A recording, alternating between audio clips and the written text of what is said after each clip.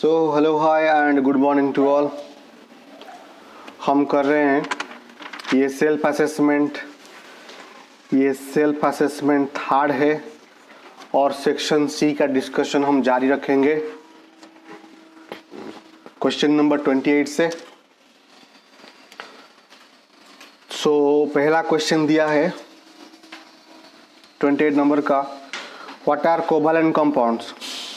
Covalent compound क्या होता है, how are they different from ionic compound, और वो आयनिक कंपाउंड से क्यों अलग है, list any two properties of covalent compound. और कोवैलेंट कंपाउंड की जो प्रॉपर्टी है उसको भी हमें मेंशन करना है। तो चलिए स्टार्ट करते हैं क्वेश्चन नंबर 28 से।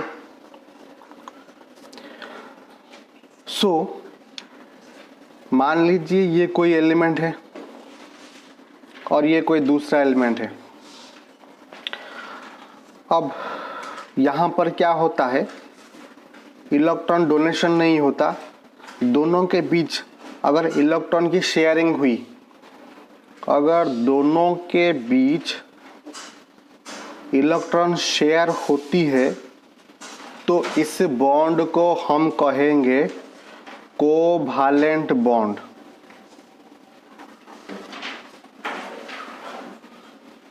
अब जैसे नाइट्रोजन का केस आप ले लो, यहाँ पे एक नाइट्रोजन, यहाँ पे एक नाइट्रोजन। नाइट्रोजन का जो कॉन्फ़िगरेशन है 2,5 होता है। आउटर शेल में नाइट्रोजन के 5 इलेक्ट्रॉन होते हैं। तो ऑक्टेट कंप्लीट करने के लिए इसे भी 3 चाहिए और इसे भी 3 इलेक्ट्रॉन चाहिए। तो ये क्या करते हैं, दोनों अपने अपने इलेक्ट्रॉन शेयर कर लेते हैं।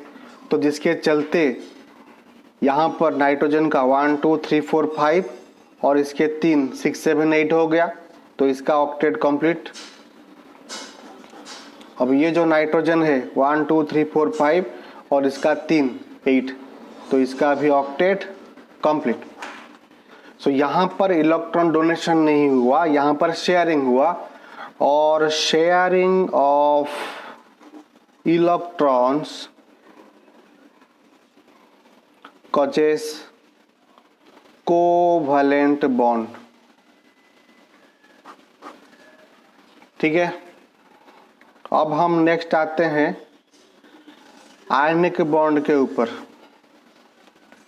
तो आयनिक बॉन्ड में क्या होता है, ये सोडियम है और ये क्लोरीन है। तो सोडियम का कॉन्फ़िगरेशन 281 और क्लोरीन का कॉन्फ़िगरेशन 287। सोडियम के आउटर शेल में 1 इलेक्ट्रॉन और क्लोरीन के आउटर शेल में रहेंगे 7 इलेक्ट्रॉन। तो यहाँ पे अगर ये जो इलेक्ट्रॉन है अगर यहाँ चला जाएगा तो इसका ऑक्टेट पूरा हो जाएगा सोडियम का, और इसका भी ऑक्टेट पूरा हो जाएगा। तो यहाँ पर शेयरिंग नहीं होती, यहाँ पर इलेक्ट्रॉन डोनेट किया जाता है। तो donation of electrons forms ionic bond. Donation of electron forms ionic bond. तो यहाँ पे ही आयोनिक बॉन्ड बनता है। और नेक्स्ट हमसे पूछा है प्रॉपर्टीज ऑफ कोवैलेंट कंपाउंड। अब जो कोवैलेंट कंपाउंड होता है ये वीक होता है, लो मेल्टिंग पॉइंट होता है, लो बॉइलिंग पॉइंट होता है, लो डेंसिटी भी होता है। ठीक है, और ये हार्ड उतना नहीं होता, ये हार्ड नहीं होता। ठीक है, आयनिक कंपाउंड के मुकाबले हार्ड नहीं होता। This is covalent compound. और पानी के संपर्क में आने पर ये आयोनाइज भी नहीं होता। ठीक है, तो ये कुछ जनरल डिफरेंसेस थे। नेक्स्ट क्वेश्चन पे चलिए बात करते हैं। Question number 29, list in tabular form 3 distinguishing features between autotrophic nutrition and heterotrophic nutrition। तो हमें यहाँ पर क्या करना है, ऑटोट्रोफिक और हेटरोट्रोफिक न्यूट्रिशन के बारे में डिफरेंस बताना है। सिर्फ 3 ठो डिफरेंस हमें बताना है। ऑटोट्रोफिक और and heterotrophic, autotrophic and heterotrophic. So autotrophic organism के पास क्या होता है, क्लोरोफिल होता है, बट हेटेरोट्रोफिक में क्लोरोफिल नहीं होता। ये लोग फोटोसिंथेसिस कर पाते हैं, लेकिन हेटेरोट्रोफिक फोटोसिंथेसिस नहीं कर पाते। ऑटोट्रोफिक अपना जो फूड होता है ये खुद बनाते हैं, लेकिन हेटेरोट्रोफिक वाले क्या करते हैं, डिपेंड्स अपॉन प्लांट्स। ऑटोट्रोफिक का एग्जाम्पल हो जाएगा आपका प्लांट, हेटेरोट्रोफिक का एग्जाम्पल हो जाएगा all animals except plants.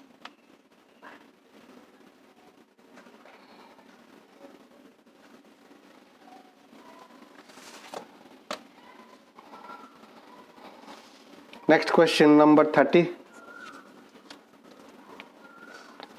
A cross was made between pure breeding pea plant, one with round and green seeds and other with wrinkle and yellow seeds. Round green seed, wrinkle yellow seed। मतलब यहाँ पर die hybrid cross की बात हो रही है।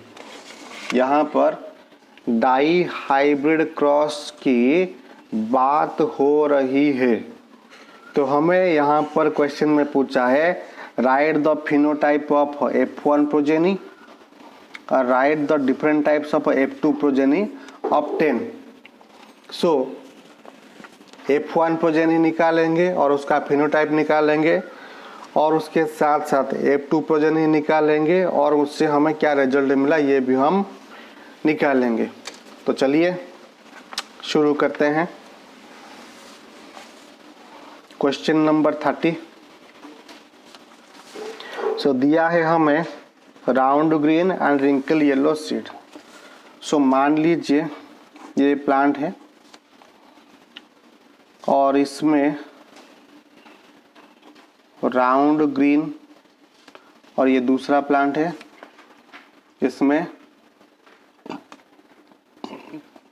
Wrinkle yellow seeds हैं। यहाँ पर राउंड और ग्रीन सीड्स, यहाँ पर रिंकल और येलो सीड्स, ठीक है। तो ये जो प्लांट है इसके सारे सेल में ये 2 कैरेक्टर प्रेजेंट होगा। राउंड को डिनोट करने के लिए कैपिटल R और ग्रीन को डिनोट करने के लिए कैपिटल G मैंने लिया। यहाँ पर रिंकल को डिनोट करने के लिए स्मॉल r और येलो को रिप्रेजेंट करने के लिए स्मॉल g मैंने लिया। तो इसके बॉडी में जितने भी सेल होंगे सारे सेल में यही जो जीन है प्रेजेंट होंगे। राउंड के लिए डबल कैपिटल R, ग्रीन के लिए कैपिटल G, रिंकल के लिए स्मॉल r और स्मॉल g।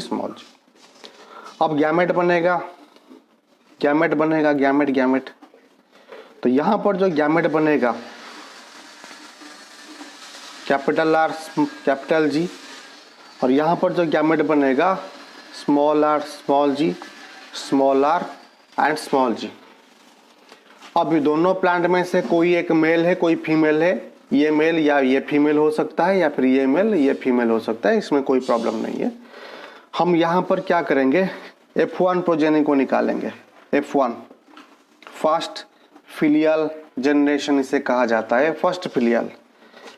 अगर हम मान लेते हैं ये गैमेट अगर इसके साथ फर्टिलाइज करता है तो हमें क्या मिलेगा, capital R small r capital G small g, ये मिलेगा। या फिर ये इस गैमेट के साथ फर्टिलाइज करेगा तो हमें क्या मिलेगा, capital R small r capital G small g मिलेगा। या फिर ये गैमेट इस गैमेट के साथ फर्टिलाइज करेगा तो क्या मिलेगा, capital R capital G small g. या फिर ये इसके साथ फर्टिलाइज करेगा तो क्या मिलेगा, capital R capital G small g. तो यहाँ पे आप देख सकते हो ये हमें कुछ 4 जाइगोट्स मिले, ये हमें कुछ 4 जाइगोट्स मिले, ये हमें कुछ 4 जाइगोट्स मिले। और सारे जाइगोट में आप देख सकते हो capital R capital G capital R capital G capital R capital G capital are और कैपिटल जी कॉमन है। इसका मतलब जो 4 जाइगोट हमें मिले, जो 4 सीड हमें मिले, तो उनमें अगर इसको हम शो करेंगे तो जितने भी सारे प्लांट्स हमारे होंगे उन सभी प्लांट्स में जो सीड होगा वो राउंड होगा और ग्रीन होगा, राउंड एंड ग्रीन होगा, राउंड एंड ग्रीन कलर के सीड हमको मिलेंगे, राउंड एंड ग्रीन कलर के सीड हमको मिलेंगे। तो ये हमें फास्ट फिलियल जनरेशन से ये रिजल्ट हमें मिला। ठीक है, अभी मान लेते हैं हमें यहाँ पर टोटल 4 सीड मिले थे। मान लीजिए कोई एक सीड को आपने लगाया, ये एक सीड है, आपने इसको लगाया और ये सीड बनके एक बड़ा सा प्लांट हो गया। और इस प्लांट के हर सेल में कैपिटल आर कैपिटल जी और स्मॉल जी के कैरेक्टर होंगे। और यहाँ पर ये राउंड एंड ये ग्रीन, ये क्या है, ये डोमिनेंट है। Capital R and capital G ये डोमिनेंट ट्रेट है क्योंकि ये ट्रेट एक्सप्रेस हो रहा है। Small r and small g ये रिसेसिव है, ये अपना कैरेक्टर एक्सप्रेस नहीं कर पाया। तो इस प्लांट के बॉडी में जितने भी सेल होंगे सारे सेल में यही ट्रेट आपको मिलेंगे इसी पैटर्न में। अब क्या होगा, गैमेट बनेगा, क्योंकि F2 जनरेशन में क्या होता है, सेल पॉलिनेशन होता है, तो गैमेट बनेगा। Capital R capital G capital R small g small r capital G small r and small g, ये गैमेट बना। ठीक है, तो यहाँ पर सेल फर्टिलाइजेशन होगा, यहाँ पर सेल फर्टिलाइजेशन होगा तो हमें और एक सेट गैमेट भी बनाना पड़ेगा।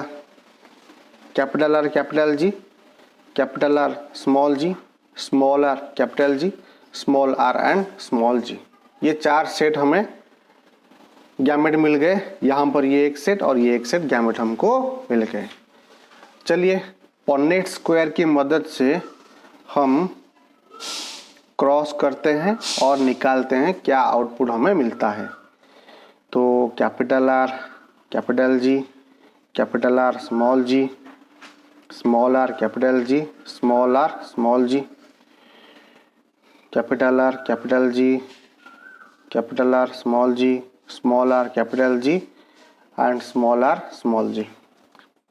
ठीक है, तो पहले ये 2 गैमेट अगर फर्टिलाइज किए तो क्या मिलेगा, कैपिटल आर कैपिटल जी, ये दोनों फर्टिलाइज किए, capital R capital G small g, ये दोनों फर्टिलाइज किए, कैपिटल स्मॉल कैपिटल, ये दोनों फर्टिलाइज किए, तो कैपिटल स्मॉल। या फिर ये दोनों अगर फर्टिलाइज किए, कैपिटल स्मॉल, ये दोनों कैपिटल स्मॉल, ये दोनों कैपिटल स्मॉल, या फिर ये और ये कैपिटल स्मॉल, या फिर ये दोनों कैपिटल स्मॉल कैपिटल, ये और ये कैपिटल स्मॉल, ये और ये स्मॉल कैपिटल, ये और ये स्मॉल कैपिटल स्मॉल। ये इसके साथ कैपिटल स्मॉल, ये इसके साथ कैपिटल स्मॉल स्मॉल स्मॉल, ये इसके साथ स्मॉल स्मॉल कैपिटल स्मॉल, ये इसके साथ small small small and small. तो यहाँ पर हमें पूरा लेआउट मिल गया, ठीक है, यहाँ पर हमें पूरा लेआउट मिल गया। तो हमें पूछा है यहाँ पर जो रेशियो होगा वो कौन सा होगा, round green, round yellow, wrinkle green, wrinkle yellow, इनकी जो रेशियो होगी वो क्या होगी। तो राउंड ग्रीन के लिए कैपिटल आर और कैपिटल जी चाहिए होगा, ठीक है। यहाँ पे 1, यहाँ पे 2, 3, 4, 5, 6, 7, 8 और 9, तो ये मिल गया हमें 9। उसके बाद राउंड येलो में हमें क्या चाहिए होगा, कैपिटल आर के साथ स्मॉल जी, कैपिटल आर और small g, capital R small जी 1 है, कैपिटल आर स्मॉल जी 2 है, कैपिटल आर और स्मॉल जी 3 है, तो ये मिल गया 3। रिंकल ग्रीन के लिए हमें क्या चाहिए होगा, रिंकल के लिए स्मॉल आर और ग्रीन के लिए capital G, small r capital जी, ये देखो स्मॉल आर कैपिटल जी, ये देखो स्मॉल आर कैपिटल जी, ये देखो स्मॉल आर कैपिटल जी 3। अब रिंकल येलो, रिंकल के लिए क्या है, रिंकल के लिए क्या है, रिंकल के लिए है स्मॉल आर और ग्रीन के लिए क्या है, सॉरी येलो के लिए क्या है, स्मॉल जी, स्मॉल आर और स्मॉल जी सिर्फ एक ही है, दैट इज 1। तो रेशियो हमें क्या मिला, रेशियो हमें मिला 9:3:3:1। ये रेशियो हमें फाइनली F2 जनरेशन में मिला। सबको समझ में आया, बहुत ही बढ़िया। चलिए नेक्स्ट क्वेश्चन पे हम बात करते हैं।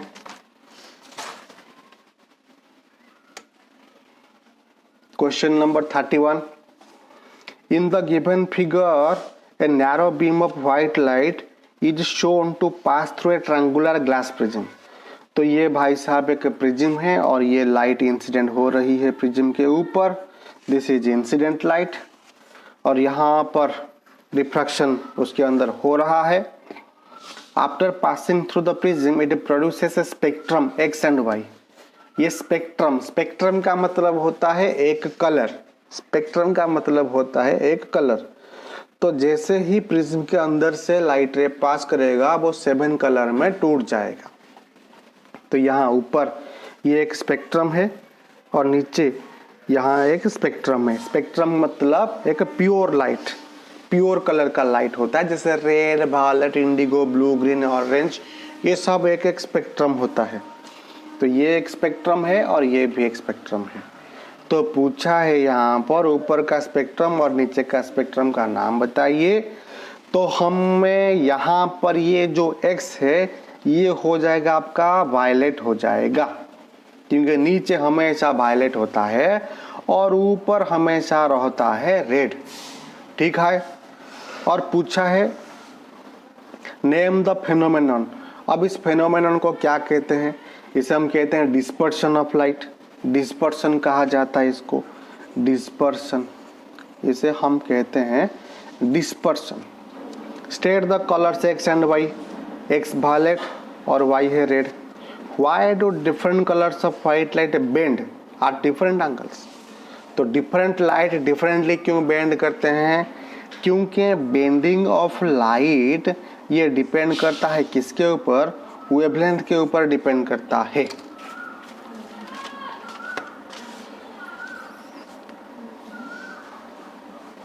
Bending depends upon wavelength. अगर वेवलेंथ हाई है तो बेंडिंग लो होगा, वेवलेंथ लो है तो बेंडिंग हाई हो जाएगा। ठीक है, नेक्स्ट क्वेश्चन पे बात करते हैं।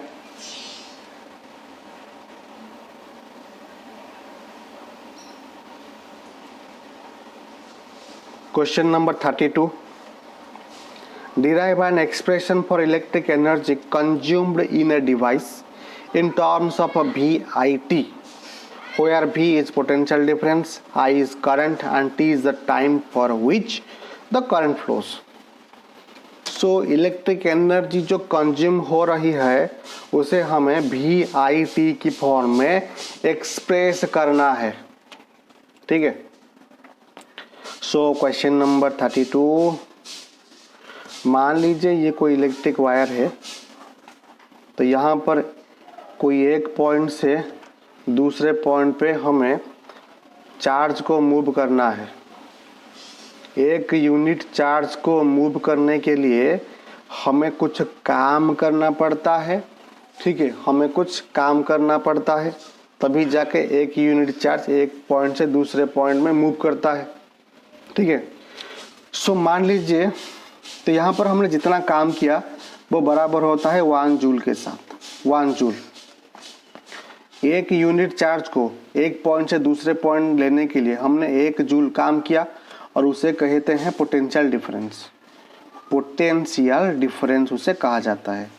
The work done to carry a unit charge from one point to another point is called potential difference। so W is equal to VQ, ये होता है formula. so W is equal to V into जो Q होता है, Q का formula क्या होता है, that is IT। W is equal to V into I into T। so ये हमने एनर्जी को एक्सप्रेस कर दिया in the form of potential difference, current and time।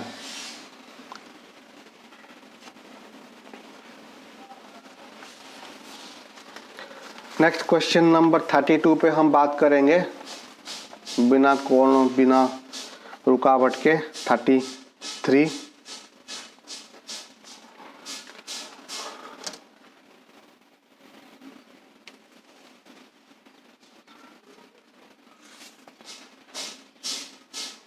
draw a diagram to show the magnetic field lines around a bar magnet, list any 2 properties of the magnetic field lines। तो आपको क्या करना है, आपको क्या करना है, एक मैग्नेटिक बार मैग्नेट ड्रॉ करना है और उसके मैग्नेटिक फील्ड लाइन को ड्रॉ करना है।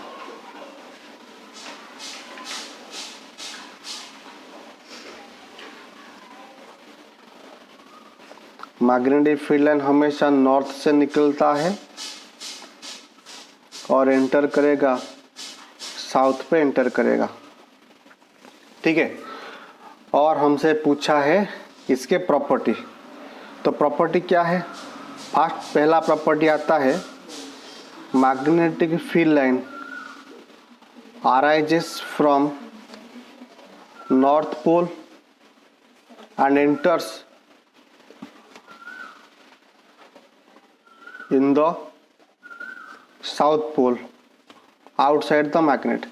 ये आउटसाइड में होता है, लेकिन magnetic field line inside the magnet travels from south to north. Magnet के अंदर साउथ से नॉर्थ को जाती है। ठीक है, magnetic field lines never intersect. Magnetic field line कभी भी इंटरसेक्ट नहीं करते। Magnetic field line never intersect, ये कभी इंटरसेक्ट नहीं करते। और magnetic field lines are closed curves, ये सब क्लोज्ड कॉर्ब होते हैं। Magnetic field lines gathered at the poles, और जो मैग्नेटिक फील्ड लाइन की जो कॉन्सेंट्रेशन है ये पोल में हाई होगा और सेंटर में थोड़ा सा लो। तो ये है कुछ बेसिक फीचर्स। तो नेक्स्ट लेक्चर में हम डिस्कस करेंगे सेक्शन नंबर डी। तो फिलहाल keep learning, keep improving and keep moving. ठीक है, so with lots of good wishes from me.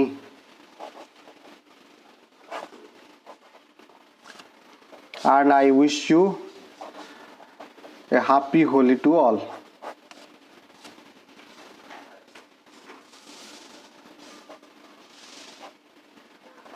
तो मिलते हैं नेक्स्ट लेक्चर में।